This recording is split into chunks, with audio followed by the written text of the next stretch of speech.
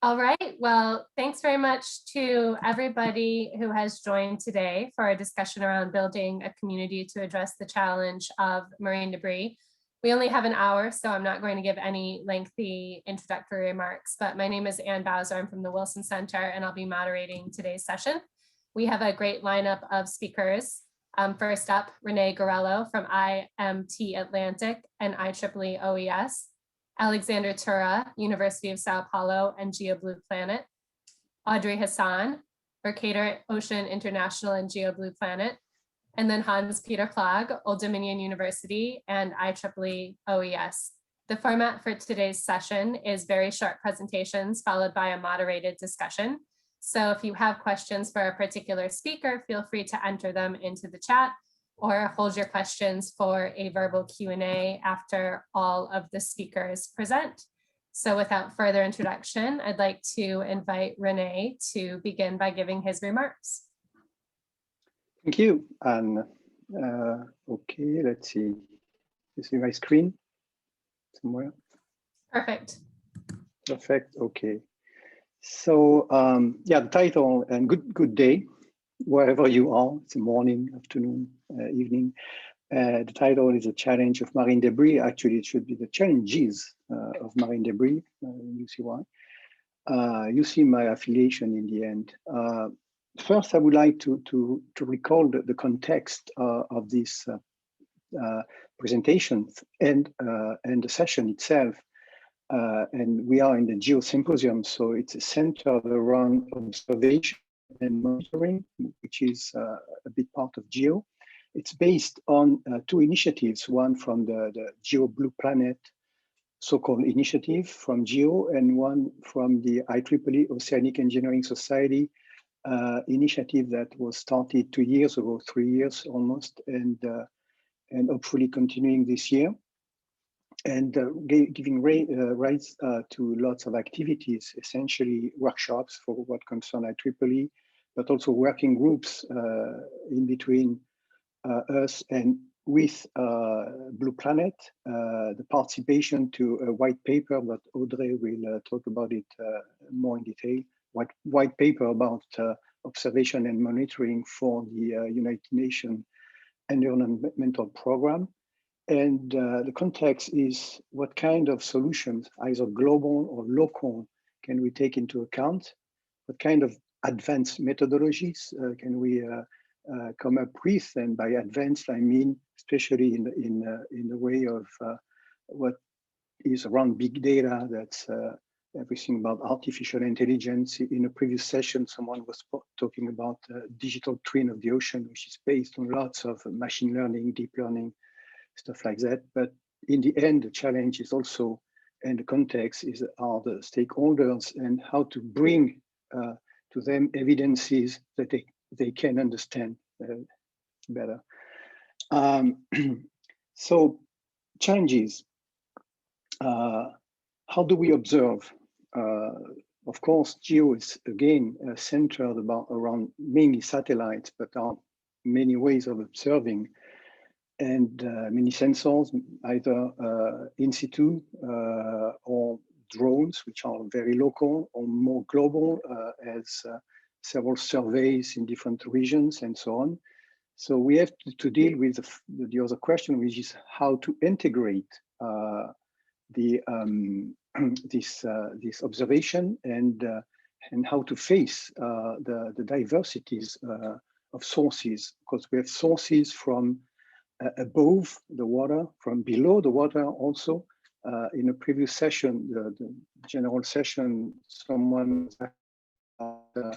something about underwater, and that was not, it looked like that was not considered. But we have also observation there. We have observation on the beach, especially for the marine debris and the plastics mainly. We have models which are not observations, but in the end can produce something that is kind of a digital observation, again, digital twin. We have a diversity of communities, another challenge, because we have the communities from the science field, from the technology field, from the marine and technology field, from the citizens in terms of citizen science, and either globally or regionally oriented, locally oriented. That's also to consider. We have also a diversity of what I call data processing, because we are going to, or we can speak about or show some platforms, but the platform means that are the data on the platform, are the data to be uploaded on the platform, is a processing on the platform somewhere else, kind of stuff. Is it a pre or post processing? Is it processing in a sensor? Is it processing on the ground station? Science, our science colleague, ocean science colleague, are always talking about calibration. Okay, you're bringing data. Are they reliable? Do you believe what you see in the data? Is a sensor calibrated? Good question. And so how do we manage all this stuff? And on top of that, because it was let's say implicit in the discussion before and after, probably, what is the role of artificial intelligence, just to make it simple. So, and finally, how do we convince again the stakeholders? So I try to combine all that as a kind of drawing with arrows and stuff like that, you know. So we have observations that you see up. The mouse is here. Observation, maybe. Then you have kind of an intricated blog about the sensors depending on the environment. Some sensors are made for a kind of environment. Of course, there is a diversity. There are synergies between sensors. The environment is not only physical, but also chemical, biological. There are models. There are the citizen, in terms of citizen science. They use their own device, like, I don't know, a telephone, a smartphone, something like that. And upstream, there are the methods, and who is going to go first, that is again to decide. And in terms of processing, that is the part which is here on the right hand side. I don't think you see my mouse, but anyway, there is a downstream processing, so the upstream, downstream, and then again, big data, artificial intelligence. It's a big word, but we are in this context. And for that, we have platforms, UNEP, GPML, which is a global partnership on marine litter, and that's part of the one of the proposal we made in a white paper. And there is this IMDOS that's come from IOC, I think, which is the Integrated Marine Debris Ocean Systems. I had to write it down because I never remember this one. In the end, you have to take a decision. Okay, so this is again part of this kind of challenges I'm talking about. And just to finish, 2 more slides. This one is just an example. It's something I've started, so it's easier for me to speak about this this example. On the right, left-hand side, you see a map drawing the currents in Indonesia, currents in the ocean, Indian Ocean, and around all these islands in Indonesia, and coming from the same time observation in situ and specifically digital models. And the idea is to say, okay, this kind of a one shot, and there is an evolution, of course, and can we add in more or less real time information from satellite, from other sensors, in order to give some guidance to a sea cleaning boat, in this case, which is yet to come. The one you see on the screen on the right-hand side is a what you call an artist picture. It's a gigantic boat. It's 50 meters high, 50 meters long. It's kind of a floating plant. It's gathering marine debris, mainly plastics. That's the aim. It will be built and probably out in 2024. It's not very long in the future. And that's a very interesting idea. I know that solution is to avoid having plastic in the ocean, but okay, once we say that, what can we do? So the idea is, how can we guide this boat in order to have them going to where there is a global concentration, accumulation of debris, and guiding through the model, the digital model, and the observation. That's this kind of challenge that we would like to come up, and there are many other examples. So thank you for your attention. The acknowledgements are, of course, again, for IEEE Oceanic Engineering Society, because the initiative supported us for the workshop and so on, and GEO Blue Planet, because we were together for these workshops. And I think, thank you. Okay, and there is a, no, okay, that's as Anne said, the last minute addition that I forgot, this one. Okay, I will add it in the chat. Thank you. Thank you, Renee. Alexander, over to you. Okay, I have to end. Okay, thank you, and thank you, Renee, for setting the scene. After you finish sharing, I will be able. Yes, I stopped the sharing. Thank you. I will. You are probably going to see my screen. Yeah. And now the presentation. Can you confirm that you can see the first slide? Perfect. Perfect. Okay, so I will start based on what Renee mentioned about the different types of observation that we have or we may have in the ocean to look at marine debris. And this IMDOS, the Integrated Marine Debris Observing System, which was a community paper published in Frontiers related to the Ocean OBS meeting in 2019.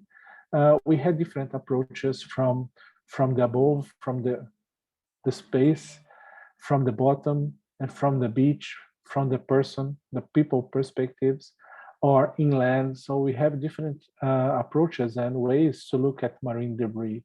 And all of these, as Renee mentioned, should be integrated and converge into a clear and objective outlook or result, so that we can act to remove them from the ocean, or act to prevent them to enter the ocean. And this links IMDOS to what we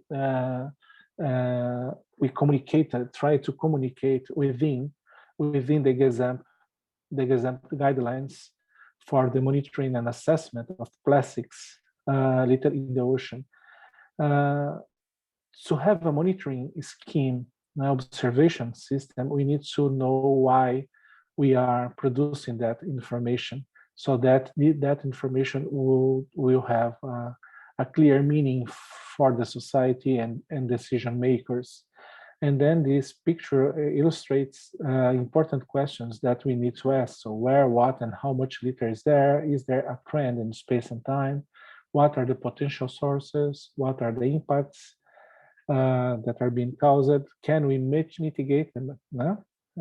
Can mitigation measures be identified, and are mitigation measures effective? So this last one is really important, because we will be able to see if the efforts are being effective or not. So depending on the question, you need to look at different compartments of the ocean, different sizes of litter, or different phases of the process of leakage of litter from the land to the ocean, from the ocean activities to the ocean itself. Last week, there was the launching of the river report, the guidelines for river and lakes monitoring. So this bring additional support to monitoring schemes, considering also upstream conditions. Then it's important to emphasize that we need to consider the policy concerns when we are talking about monitoring, including SDG 14.1, because we need to understand what is pushing this kind of effort that is huge and should integrate global overviews to local monitoring, so that they combined will give us a good approximation of what's happening out there. In this way, we need to consider, and we emphasize this in this strategic plan for monitoring and assessment of marine litter in the São Paulo state here in Brazil, that we need to monitor, that we need to look at generation indicators, exposure indicators, and effect indicators. Effect indicators are difficult, and now in the working group 40 is looking at this on the risks of marine litter to different circumstances, society, biodiversity, the economic and socio-economic aspects. But we need to look at the generation aspects, which will give us some kind of contour parameters that will be important in identifying hotspots of generation and combat before the litter enters the ocean. In this way, it's important to match, as I was mentioning before, and as Rene mentioned also, the upscaling and downscaling approaches. And the upscaling considered that we have very good information at the local level, at municipality level, state level, and national level. And this is not the reality now. We need to emphasize, to support, to strengthen the capacity, the institutional capacity of subnational initiatives to produce good quality data so that they can be upscaled to complement this global view of what is happening in terms of marine litter. So this is a very important aspect, so that we can feed the digital platform and use this information so that we can plan investment of resources, capacity building, technological transfer, and other aspects, because this is really important. I bring this picture to show that we need to allow the South to become the North, the global South becoming the global North in terms of geopolitics and capacity, because in the global South, we have strong difficulties related to political, institutional, financial capacities, and also continuity of implementation of public policies. So it's important to understand that and create possibilities so that we can overcome these difficulties and produce data forever in several aspects, in several spatial and temporal scales. There are some opportunities. I would like to finish with 2 or 3 opportunities, mentioning that citizen science is a very important one, to engage people, to acknowledge the efforts of people in co-producing knowledge, but also as a way to inform people in relation to aspects related to marine litter. So it's a two-way relationship that needs to be strengthened. Another opportunity is related to the process of building assessments and building strategies to understand and combat marine litter. So we need to engage stakeholders, and there are important and strategic ways to do that. If we do that appropriately, we can perhaps have this kind of condition, which we can call innovation ecosystems at the local level, so that we can assess and jointly identify ways to combat marine litter, involving all sectors of society and sharing the responsibilities with the different stakeholders that are involved in the process, in the problem. So that's the message. I would like to thank you for the invitation and hope that the message was clear, and we can advance a little bit more in the discussions soon. Thank you. Thank you, Alexander. And that was very timely. You ended with 2 seconds to spare. Now from Hans-Peter Flagg, and we have a pre-recorded presentation that Kelly Jones is going to play. So Kelly, please go ahead. And while Kelly doing this, I'm in a very beautiful place watching the tide roll away and bring plastic to the beach. but the internet connection is very poor, so let's do it in a different way. Okay, just 1 second while I get this to share.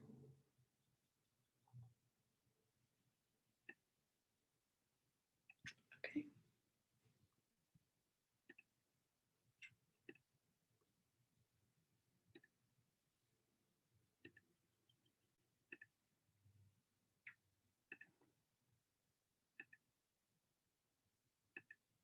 It's not, there we go.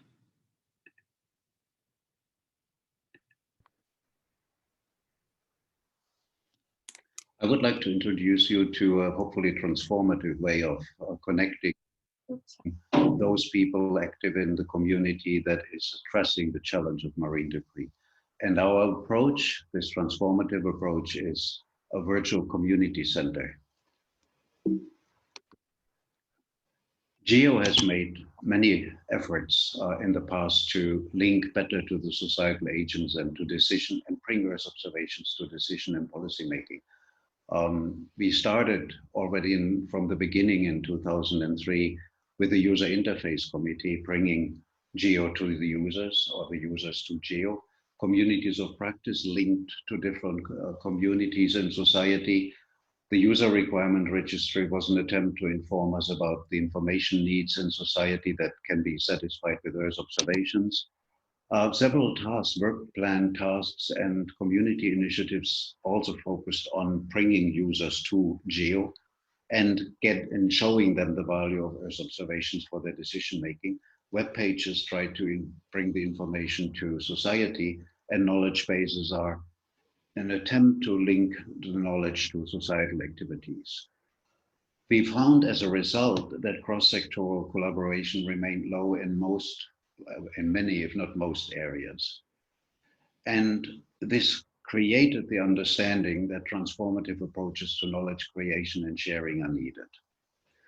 Recently, over the last 18 months, COVID posed significant challenges to many of the governmental and non-governmental organizations that have a goal to interact with the public and with other organizations to achieve their missions. And in these attempts to overcome the limitations, it became clear that the existing social media, the collaboration tools that are emerging, and the platforms that are developing are not sufficiently community focused. And so in this situation, we started to develop this transformative alternative. Several pilot projects aim now for virtual community centers as this transformative concept. And one of those pilot projects is the Marine Debris Virtual Community Center.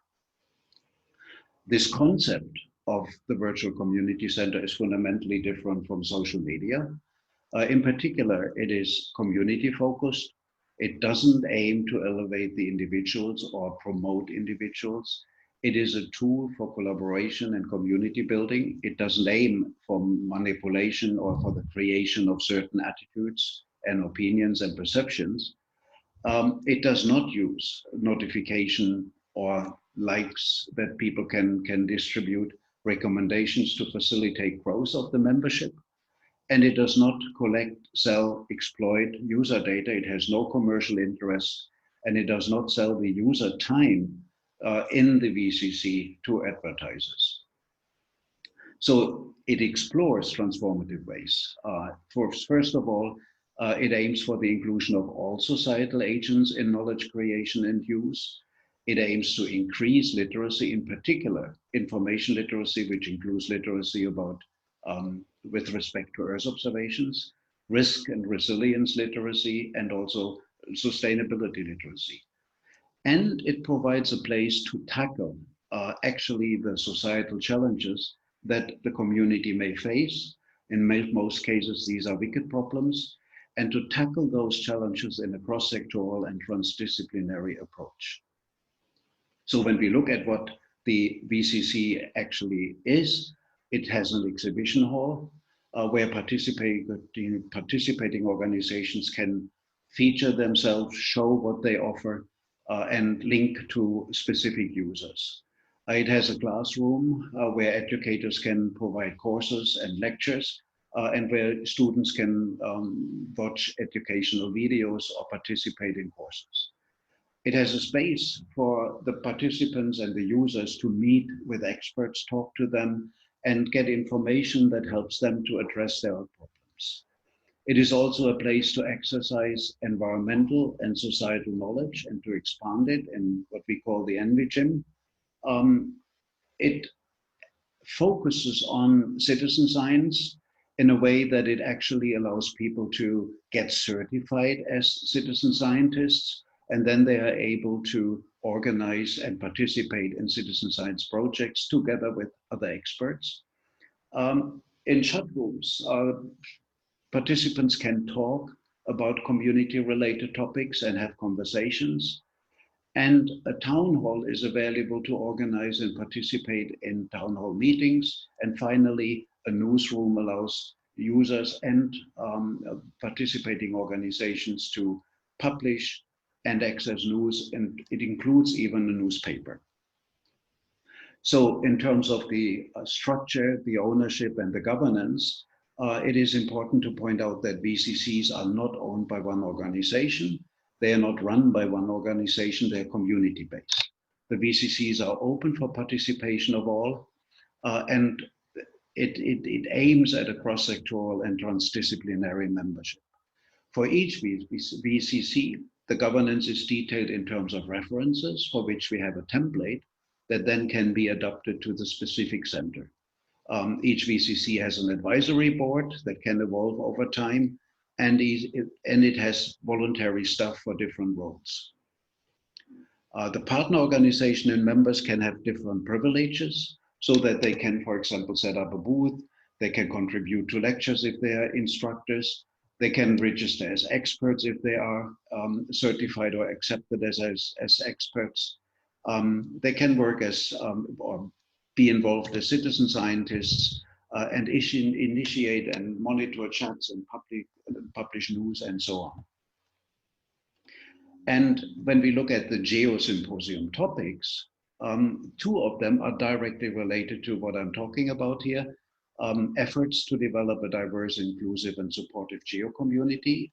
The VCC might be an approach to achieve this, and GEO community development, including the engagement with the commercial sector. Again, the VCC might be a way of doing this. The next steps that we are planning, the VCC concept is further developed based on the experience in the pilot projects. And the platform that we are developing is open source. It's supported by voluntary programmers, and of course, we would welcome more programmers. The operational platform in the final version will be provided by a not-for-profit organization. There will be no commercial interests involved in this. We are in the process now of inviting more partners for particularly the Marine Debris Virtual Community Center, and feedback from the GEO community on the concept and the Marine Debris pilot project itself would be very much appreciated. And you can submit this feedback directly at the VCC. Thank you.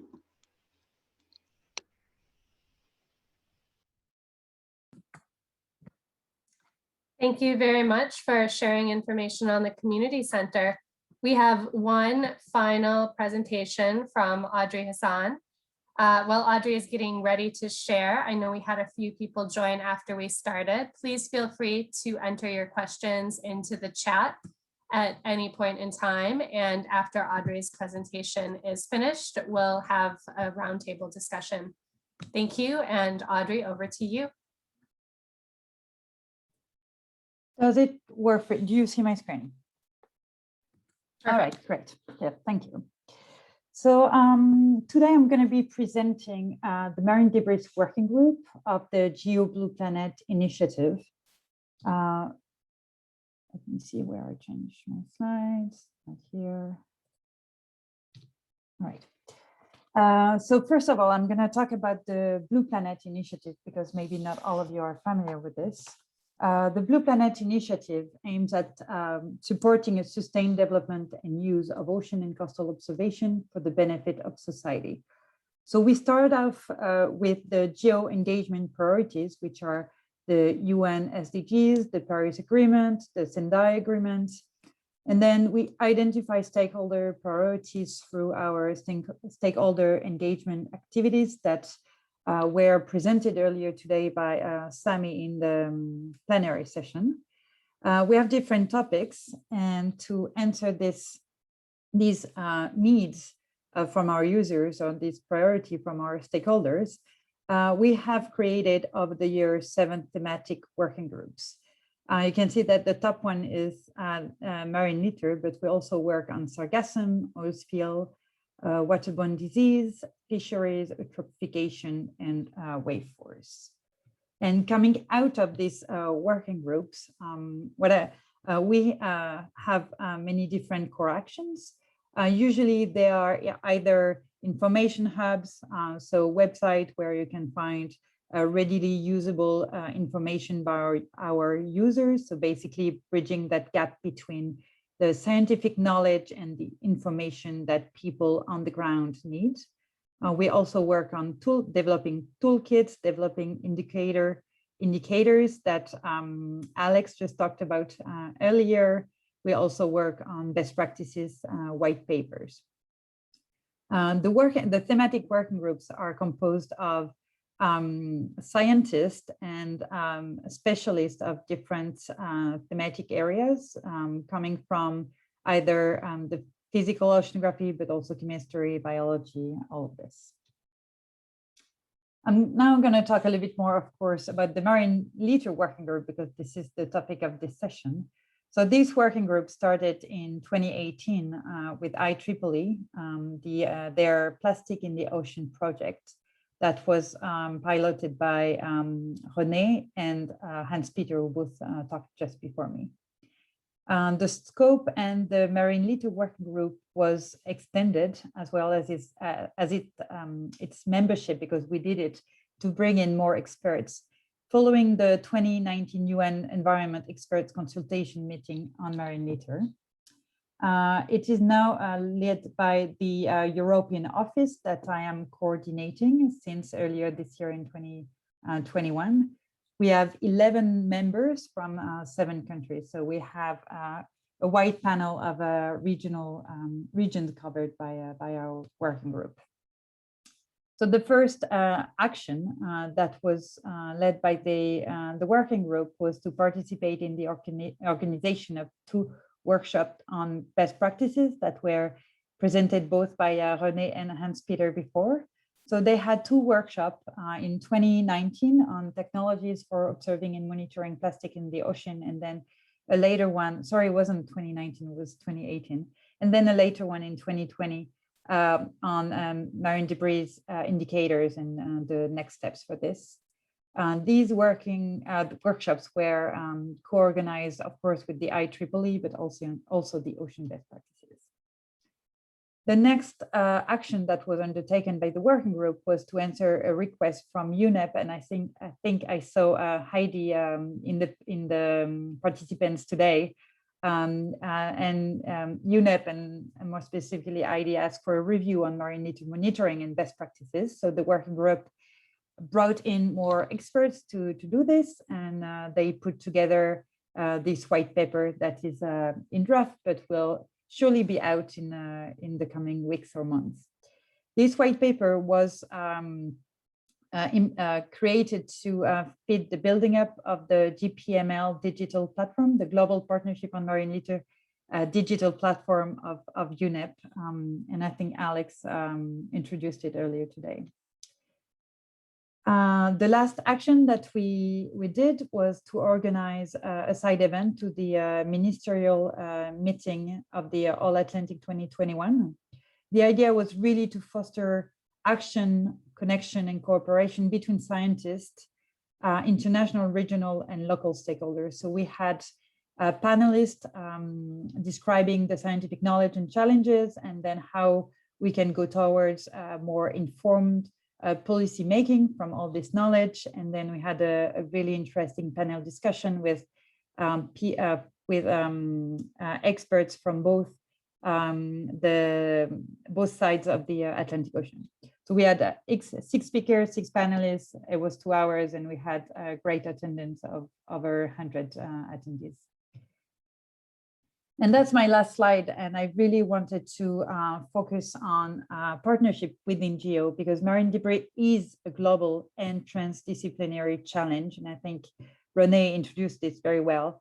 And I think GEO is the place where we can come together and work together with the many flagship initiatives and community activities and regional nodes that, that GEO has. For instance, we're already working with GeoBond, and more specifically MBON, the Marine Biodiversity Observing Network, because we work on trying to understand the impact of marine litter on biodiversity. But it's really well known that there are, some pollutants traces on plastics such as mercury, and the knowledge from the indigenous people is, just as important. And so here I just try to find all the logos of all these great GEO activities that we need to bring in our working group to address this marine litter challenge. So if you're interested, of course, ask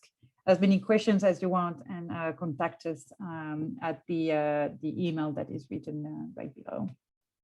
And that's it for me. Thank you. I will stop sharing my screen now. Here we go. Thank you very much, Audrey. And at this point, we can enter into the discussion, and I'll open the floor for questions. So feel free to type your question into the chat if that's your preference. Alternately, you can turn on your video and raise your hand, or use Zoom functionality to raise your hand virtually.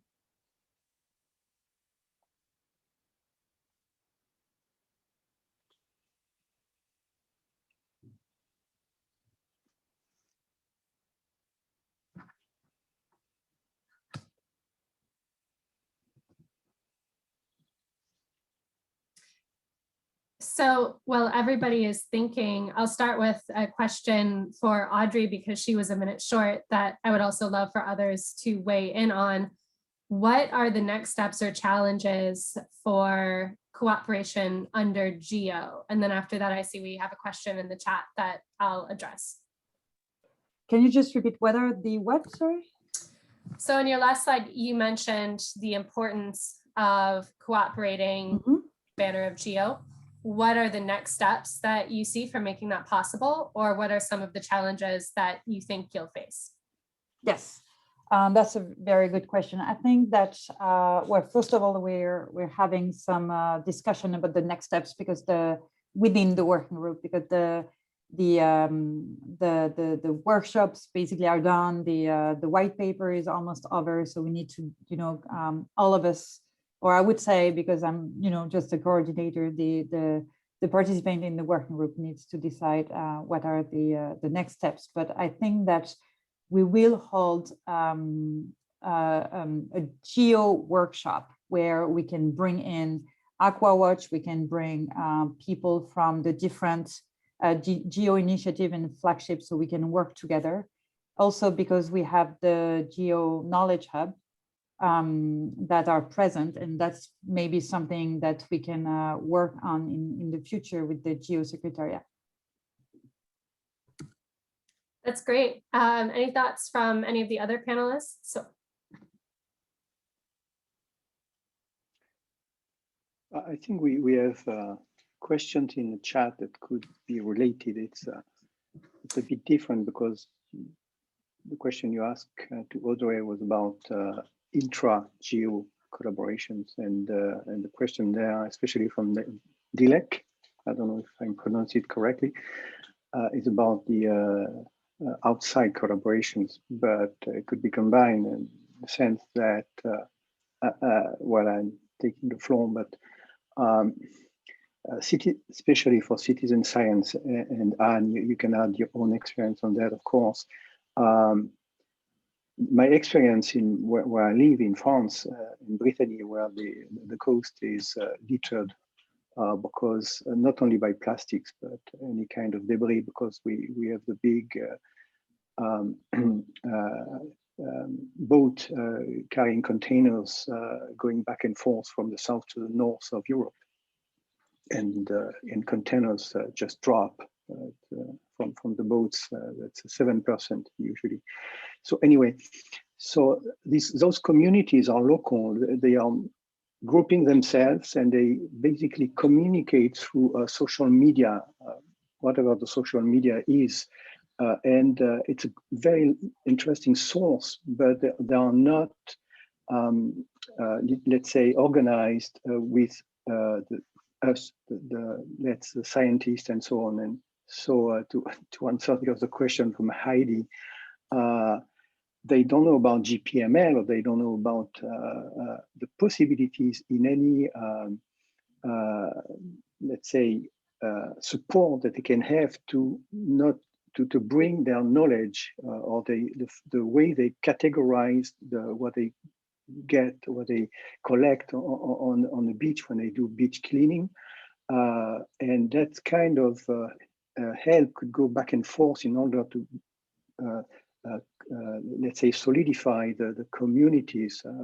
And that's the point in both of the questions are about how can we address those communities. And that's something that is not so easy because, let's say, I don't say we don't speak the same language, but sometimes even in the same country, we don't speak the same language in terms of naming things.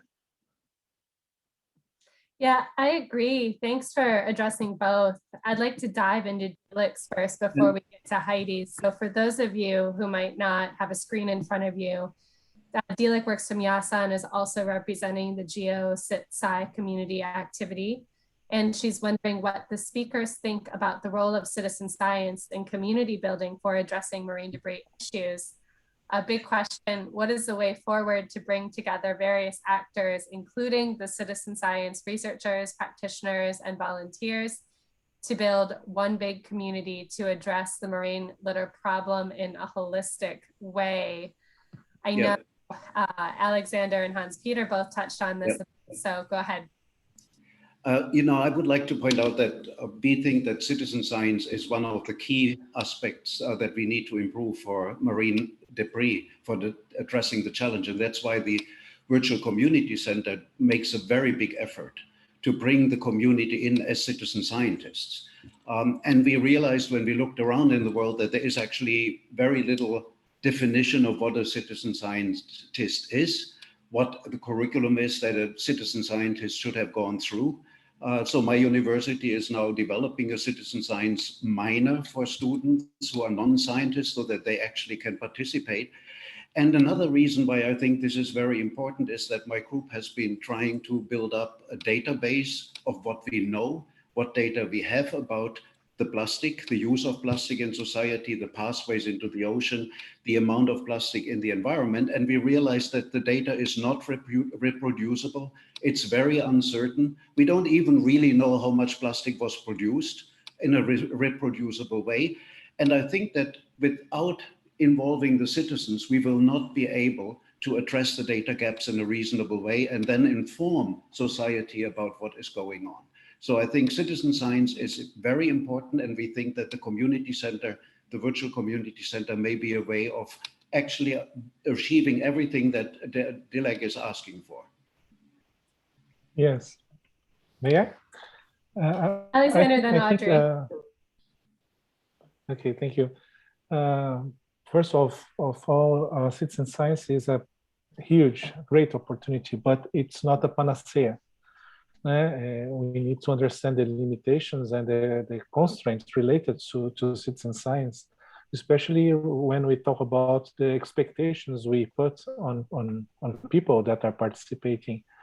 And I think that the main aspect here in relation to citizen science is that citizen science should not be episodic or sparse initiatives in the time. So that we need to have a continuous movement that interlinks with other movements in the society, engaging companies, engaging governments and teachers and scientists. And this, perhaps the way it could be a long-term movement, it should consider some level of institutionalization. I understand that society or communities can organize by themselves, but if we have a buy-in from the state government or local government, perhaps we can have a situation that may strengthen the way people face marine litter, engage the issue, and produce data and communicate continuously so that we can feed the digital platform. Episodic initiatives will not feed the digital platform properly, and they have their value, but not for monitoring, necessarily for monitoring and assessment of marine litter.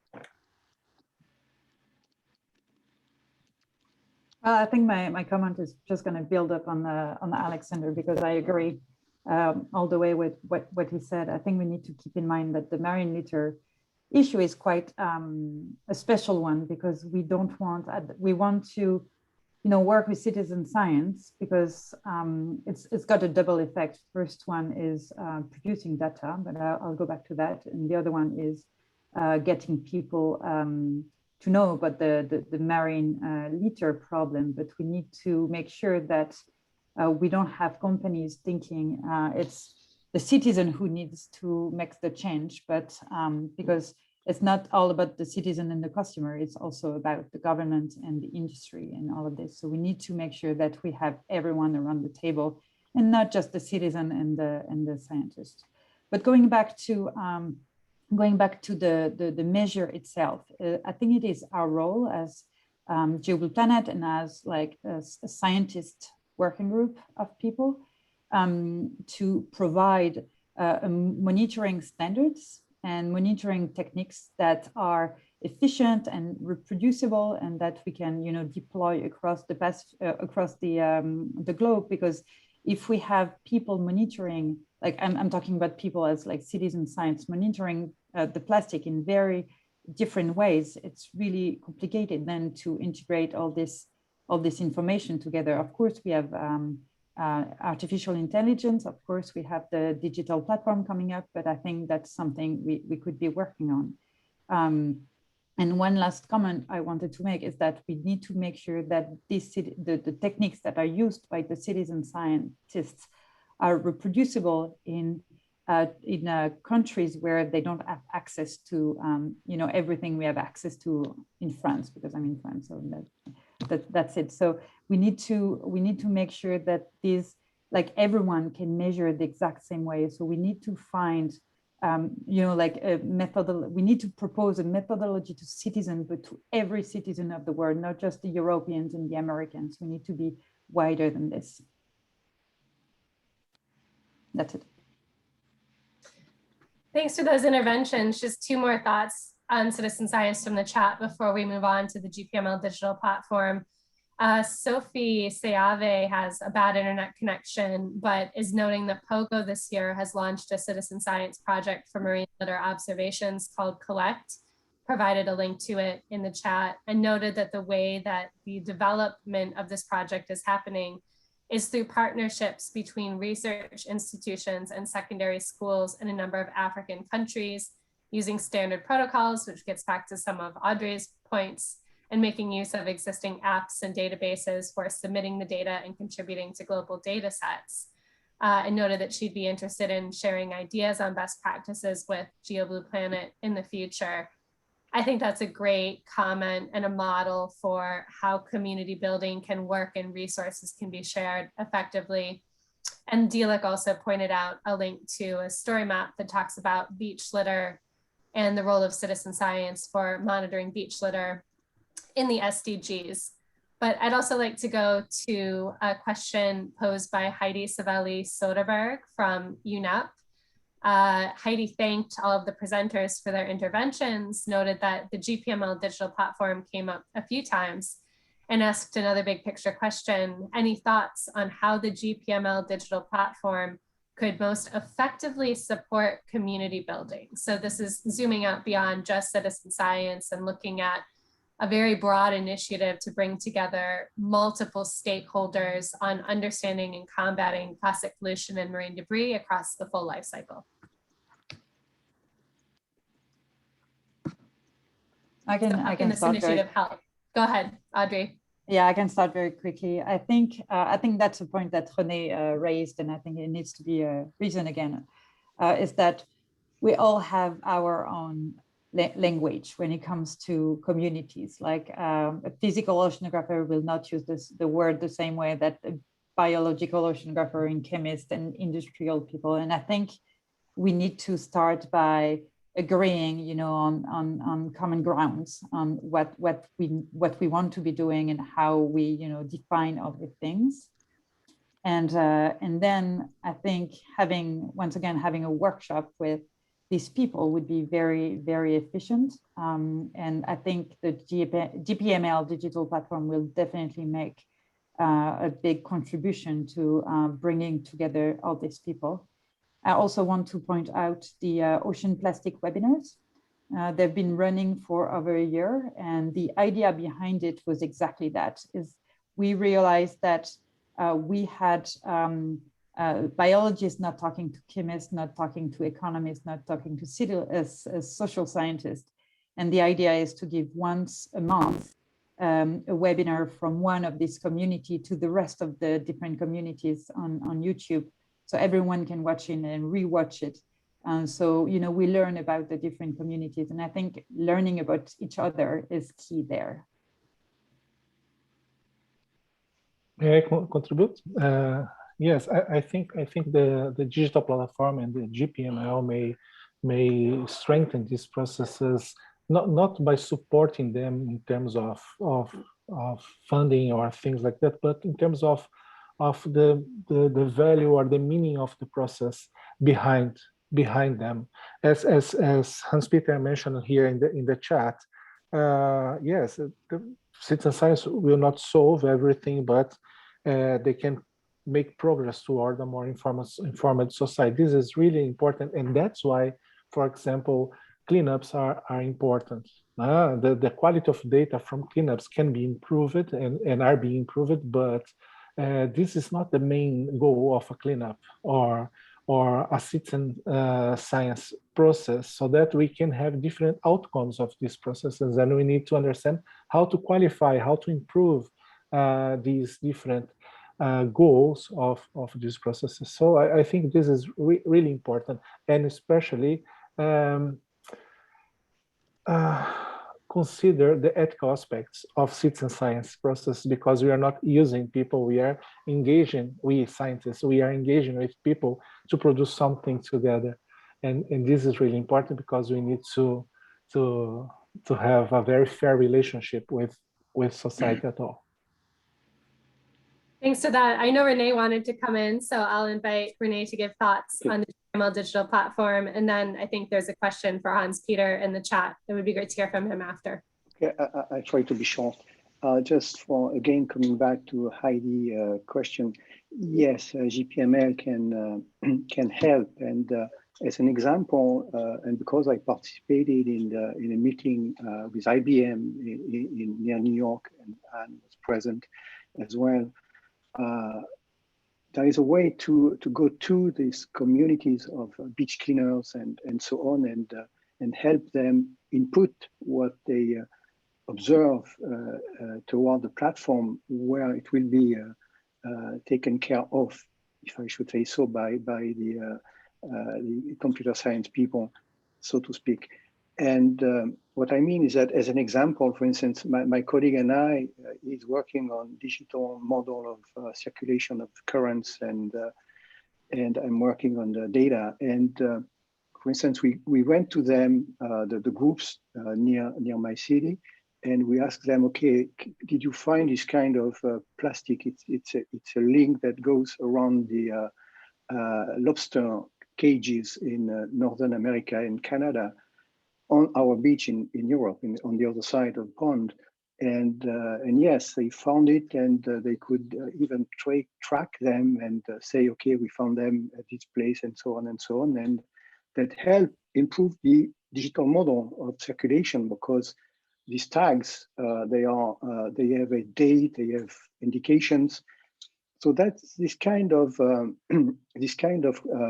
back and forth, let's say, information could be held through some IBM-like interface with the artificial intelligence asking the question instead of us.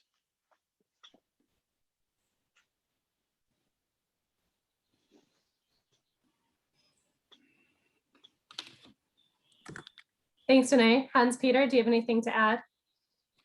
Well, I wanted to respond to the question about the synergies between the GPML and the VCC. I think that, I look at the VCC as a kind of a village where people live and they go to school, they go to the gym, they go to town hall meetings, they read the newspaper. And of course, the GPML is very important for the people in this village. And that means there can be a lecture or a class in the classroom. There can be an education about the GPML. There can be chats in the chat room about the use of the GPML. People can meet experts who know more about the GPML than they do. We can have town hall meetings about it. We can have even reports in the newspaper about what is going on with the GPML.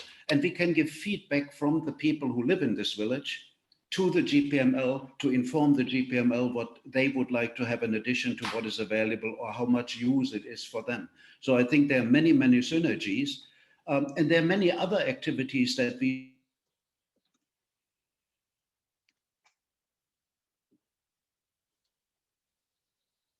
Bad connection. Yeah, Hans-Peter warned us that there was a poor connection, and I guess should be looking into. I'm glad that we waited until the last 2 minutes. So Okay, hopefully sorry. he'll pop back in. Are you back? Maybe I can write a little bit more in the chat about that. Yeah, please go ahead and finish your intervention in the chat. And then I don't see any questions from the group, but we do have about 1.5 minutes left. We talked a lot about citizen science and the importance of bringing those groups to the discussions. We talked about partnerships under GEO. Delic raised the point of multi-stakeholder partnerships in the chat. And then Renee started to mention the role of the private sector. And I'd love to finish with just about a sentence from every panelist, starting with Renee, and then Alexander, Audrey, and Hans-Peter, on what is the role of the private sector and perhaps other interesting parties in these multi-stakeholder endeavors. Okay, from my point of view, very fast, because the institute I'm working in is an engineering school, and we are used to work with the private sector. And we are used to share information and to work from our side, work on the upstream problems, and on their side, work on the downstream solutions. And so we go together, and that's the way it is in France. And so they provide support, financial support for our PhD students, for us as well.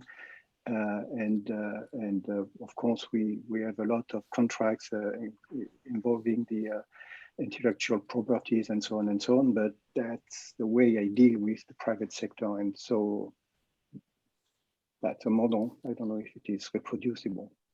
It's a productive model. Alexander? Yes, in short, be part of the solution, sharing data, sharing solutions, or taking care of the solutions, and funding changes. So I think helping to solve the big mess. I will take the last word because I don't know if Hans is back with us. Anyway, my last word would be that there is in France the Fondation de la Mer that has created not a logo, but like a stamp. I don't know how to say it. A label. A label. That's the word I was looking for. Thanks. For private companies, like they're setting standards for private companies that are ocean approved. So they're gathering scientists and policymakers to create thresholds for all the companies so they can, ask for this label. And they're of course challenged every year to see if they can keep it. And they need, I don't think it is the case right now, but we really need to have something about plastic in there. And I want to my plan is to contact them, and we had a chat yesterday, but to work further on this. That sounds like a great next step. Last thought, Hans-Peter, it's yours.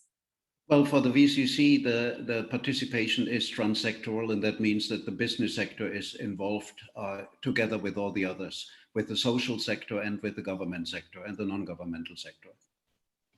Well, that brings us back nicely to the main topic of multi-stakeholder community building and community engagement. So we're a bit over, but I think this was a fantastic discussion. I would just like to thank all of our presenters for sharing their thoughts today, as well as everyone who attended the session and contributed to a really nice discussion in the chat. And we already heard from Audrey that more is planned on behalf of GEO Blue Planet and the Marine Litter Working Group. So I hope to see all of you in those discussions moving forward. Thank you Thank you, Very Anne. much. for the management. My Yeah, pleasure. thank you, Anne, for great moderation. Thanks, Bye. everyone. Talk soon.